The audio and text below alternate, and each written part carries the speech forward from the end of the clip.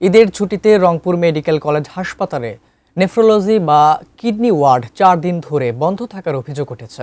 রোগীদের ছুটি দিয়ে ওয়ার্ড ফাঁকা রাখা হয়েছে বলে অভিযোগ স্বজনদের। যদিও হাসপাতাল কর্তৃপক্ষ বলছে চিকিৎসা সেবা বন্ধ হয়নি। রংপুর প্রতিনিধি শাহরিয়ার মিমের পাঠানো তথ্যছবিতে desk report. Rangpur medical college হাসপাতালের নেফ্রোলজি ওয়ার্ড। ঈদের ছুটিতে গিয়ে দেখা যায় 40 নম্বর এই ওয়ার্ডের প্রধান ফটক বন্ধ।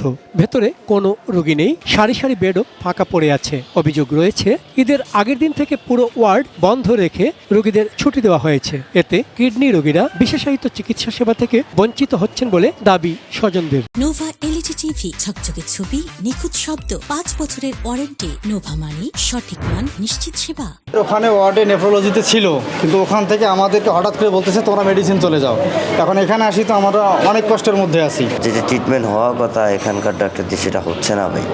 আমরা মেডিসিনে রাখছি, মেডিসিনের ডক্টর দিয়ে সেটা হচ্ছে না। 2 দিন আগে অনেকে এখান থেকে রিলিজ দেওয়া হয়েছে বাড়ি যাওয়ার জন্য। এদের পরে বলছে এদের পরে এসে এখানে আবার ভর্তি হতে বলছে। বড় ডাক্তাররা নাই, ছোট ডাক্তাররা আপাতত ছুটির জন্য আর কি চালা যাচ্ছে। তবু চিকিৎসা মন্দ না, ভালো চলছে, ওনারাও ভালো সার্ভিস দিচ্ছে। তবে হাসপাতালের উপপরিচালক ডাক্তার আব্দুল মোকাদ্দেম বলেন, নেফ্রোলজি ওয়ার্ড বন্ধ থাকলেও রোগীদের চিকিৎসা বন্ধ হয়নি। প্রয়োজনীয় রোগীদের মেডিসিন ওয়ার্ডে রেখে চিকিৎসা দেওয়া হচ্ছে।